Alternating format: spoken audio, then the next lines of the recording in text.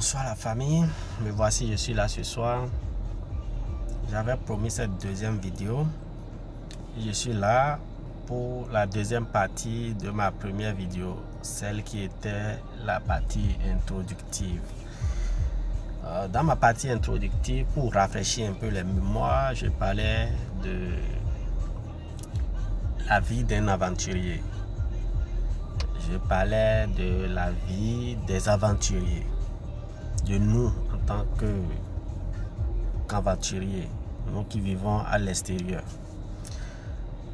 Vous savez, lorsque nous regardons la communauté africaine vivant à l'extérieur, nous voyons que la vie n'est pas ce que nous avons cru en venant ici. Quand nous nous rassemblons et nous nous saluons entre nous et nous nous demandons, mon frère, c'est comment? La réponse ardente qui sort de la bouche de chacun, et ce n'est pas facile. Ce n'est pas facile. Oui, ce n'est pas facile. Quand je fais un feedback de comment nous sommes venus dans ce pays, vous savez, certains d'entre nous ont eu la chance de voyager avec des visas immigrants.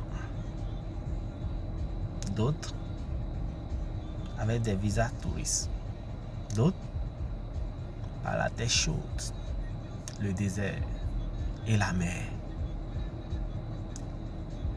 La partie qui me choque dans l'affaire, qui me touche beaucoup, c'est ce groupe de personnes qui a voyagé par le désert. Vous savez ce qui se passe aujourd'hui avec les immigrants prenant par le désert et à la menthe. D'autres sont morts dans le désert. D'autres qui ont eu la chance de traverser le désert pour aller ensuite mourir dans la mer, engloutis par l'eau maudite de la mer. Et parmi eux, d'autres qui ont eu finalement la chance de se retrouver à l'extérieur en Europe, dans des vies pénibles parce que sans papier. Et c'est ces réalités que beaucoup d'entre nous ne comprenaient pas avant de prendre ou d'attaquer le chemin de l'aventure.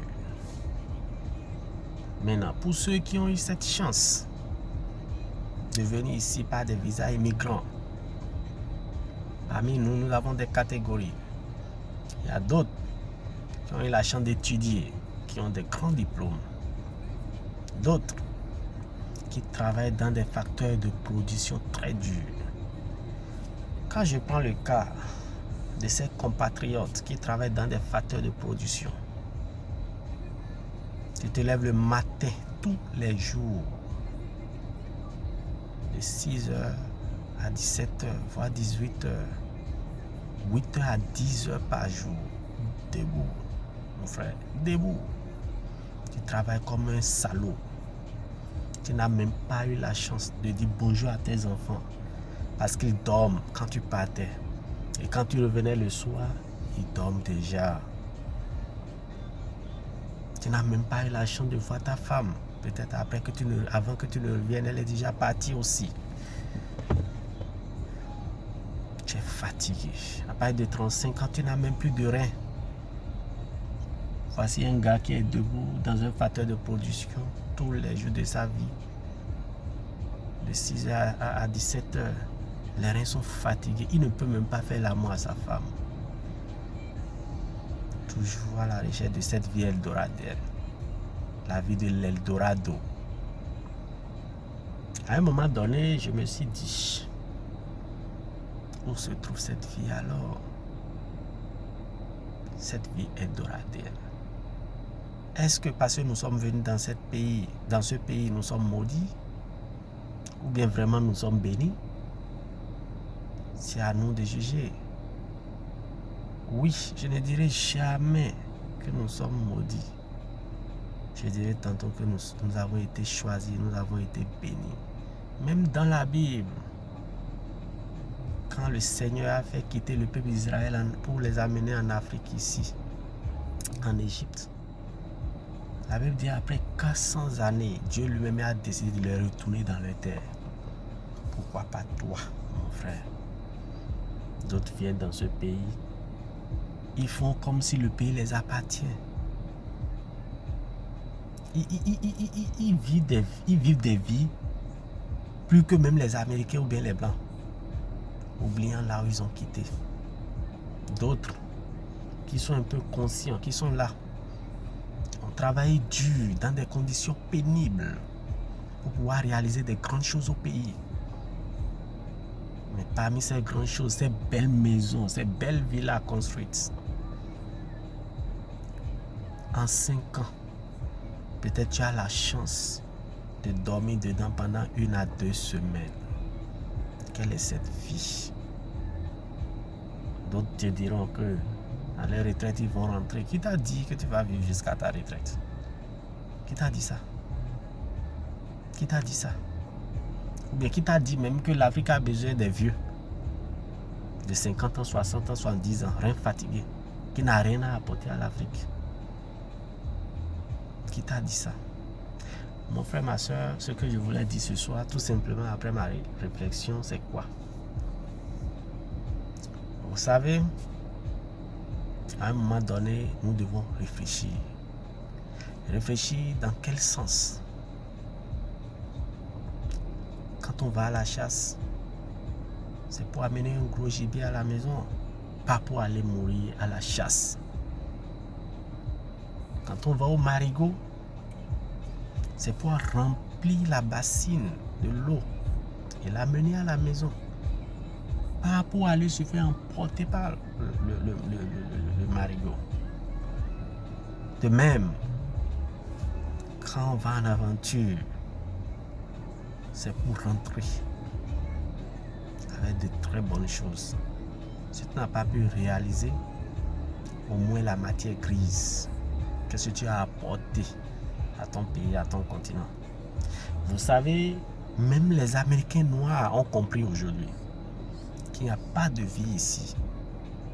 Ils ont créé une association qui les aide à rentrer au Ghana, car le Ghana a ouvert ses portes. Et parmi eux, ceux qui ont vécu cette expérience ont applaudi. Pourquoi pas toi, mon frère, africain de naissance? Nos enfants ne peuvent même pas parler notre langue. Ils n'ont même pas notre culture. Ils ne connaissent rien. Ils n'ont même pas notre éducation. On a peur. On a peur de perdre nos enfants. Moi, je pense que nous devons commencer, la jeunesse africaine doit commencer à réfléchir, à penser au retour. Car un retour, ça se construit. Ça se prépare. Nous avons laissé nos parents à la maison, nos frères, nos cousins, nos amis. D'autres sont toujours là, dans la galère. Nous pouvons apporter quelque chose. Nous ne pouvons pas apporter quelque chose d'ici. Parce que quand tu les envoies aujourd'hui, l'argent, à la fin du mois, ils t'appelleront encore pour te demander. Et ils te diront même de faire l'effort pour que ça augmente ce que tu as envoyé. Nous devons commencer par penser à notre retour. Nous devons penser à être entrepreneurs. Nous devons penser à investir. L'Eldorado que nous cherchons n'est pas ici. Ce pays, c'est un pays de combat, de lutte, sans sommeil. L'Eldorado même se trouve chez nous, après la bataille ici. Nous sommes dans un terrain de bataille. Même les Américains, même les Blancs ne sont pas heureux dans leur pays. D'autres se suicident. Je vais vous donner un exemple très rapidement. Il y a un frère togolais à Minneapolis la fois dernière qui s'est tué. Tout simplement parce qu'il est dépressé. Mais personne ne peut comprendre. Les frères en Afrique ne peuvent jamais comprendre cette histoire-là. Mon frère, pense que ici, tu es déjà là, c'est fini. Tu vas payer une maison, tu vas faire tout ce que tu veux. Et toi, c'est fini pour toi. C'est les dettes qui vont finir par t'enterrer dans ce pays. L'Afrique a besoin de toi. Investis chez toi. Tu as les papiers. Tu es américain. Tu es français. Tu es allemand. Tu peux retourner à tout moment. Pourquoi pas donner la chance à d'autres en essayant d'investir, en essayant de faire quelque chose au pays. Ne reste pas ici. Pense au pays, pense à l'Afrique, notre patrie, notre mère patrie. Il est temps que à notre tour, notre génération se lève pour construire notre continent. D'autres sont ici, ils ont même des doctorats. Ils n'ont pas de boulot. C'est ça que je vous dis. Ils n'ont pas de boulot. Avec un doctorat, il est en train de travailler dans un facteur de production. Jusqu'à quand la fête de ceci? Toi qui regardes cette vidéo, je veux qu'il y a beaucoup de choses peut-être que je n'ai pas pu dire. Mais il faut prendre tout en compte et commencer par réfléchir autrement. À retourner, à construire chez toi. L'Afrique ne veut pas des vieux de 50 ans, ni 60 ans, ni 70 ans. Nous voulons des jeunes debout, capables d'aider de construire notre continent. Et c'est ainsi que nous allons vivre cette vie eldoradienne. Parce que si tu ne penses pas à retourner, pas à ta mort, car quand tu vas mourir, il y a des exemples, les gens qui meurent ici, et c'est la communauté qui cotise l'argent pour peut-être aller l'enterrer ou bien l'expédier au pays. Parce que sans assurance, ou bien l'assurance ne peut pas couvrir. Quelle est cette vie? Où sont les étages? Les belles maisons que tu as construites. Tu n'as même pas eu la chance de dormir dedans jusqu'à la fin de tes jours. Le moment est venu pour que nous, nouvelle génération, nous pensons au retour, à la construction de notre cher continent. C'est très important. Il faut investir. Et il faut penser au jouissement. Quand on investit, on jouit.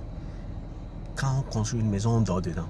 Pas pour dormir dans des maisons en bois, avec des billes qui te tuent tous les jours de ta vie. Difficilement tu arrives à économiser. Tu es stressé tous les jours. Militons pour le retour. Militons pour la construction. Investis chez toi. Fais l'effort de voyager chaque année au Bénin. Chante des idées. Dieu serait toujours avec nous. Je vous aime beaucoup.